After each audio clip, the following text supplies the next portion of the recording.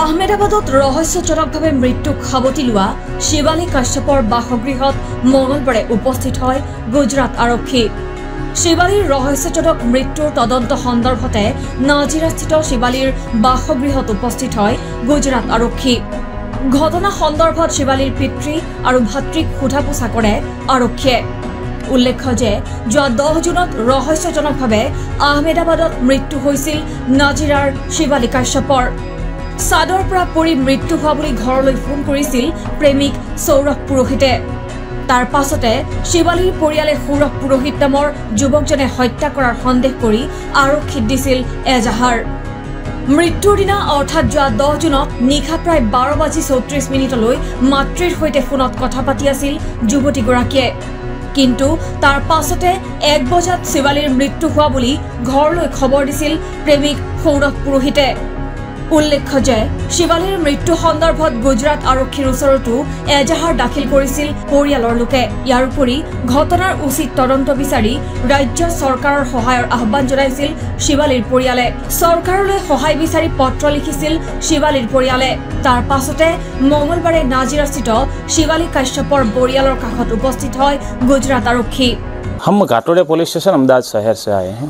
इसमें क्या है कि पहला 11/6/2025 को अमौत नंबर 7/25 BNS कलम 194 मुजबना एक्सीडेंस वहीं पे दाखिल हुआ था।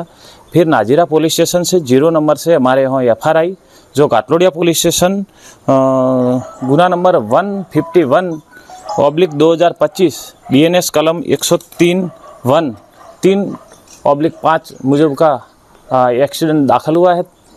और वो मर्डर की तपास के हेतु हम गुजरात से यहाँ पे आए हैं और उनका परिवार का निवेदन लेने के लिए और तफ्तीश के हेतु हम गुजरात से आसाम में आए हुए हैं। तो जो लड़का सौरभ, जो लड़का उनका आपने स्टेटमेंट लिया था? नहीं, हाँ, उसका स्टेटमेंट लिया है। क्या बोल रहे हैं? नहीं, वो बोल रहा है कि लड़की अपने आप मेरे और उसके बीच झगड़ा हुआ था, मगर वो गैलरी में से नीचे ऐसे ही गिर गई है। काली गुजरात थानार IC जने गुवाहाटी फोन करिছে। যোৱাকালি ফোন কৰি ক'লে যে আপুনি ঘৰত আছেনে? মই আছোঁ, আমি ৰাতিপুৱা পামগৈ। এই শিৱালী কাশ্যপৰ হত্যাকাণ্ডৰ সংঘাতত আপোনাক সোধা পোছা কৰিম। ঠিক আছে, আহক। এই আজি আহি পালেহি। আহি পাই ৰাতিপুৱা এতিয়া মোক সুধিলে গোটেই কথাখিনি। মই যিখিনি ক'ব লাগে গোটেইখিনি কথা কৈছোঁ। আৰু এইটো সম্পূৰ্ণ হত্যাকাণ্ডই হয়। তেওঁলোকে মানে পাকে পকাৰে মোক মানে এইটো সুইচাইড কৰিছে, তাই সুইচাইড কৰিছে এনেকৈ কৈ আছে। কিন্তু মই কৈছোঁ নহয়, এইটো হত্যাকাণ্ড। আপোনালোকে যদি সুইচাইড কৰিছে, কি কাৰণে হত্যাকাণ্ড সুইচাইড কৰিছে সেইটো আপোনালোকে ইনভেষ্টিগেশ্যন কৰক।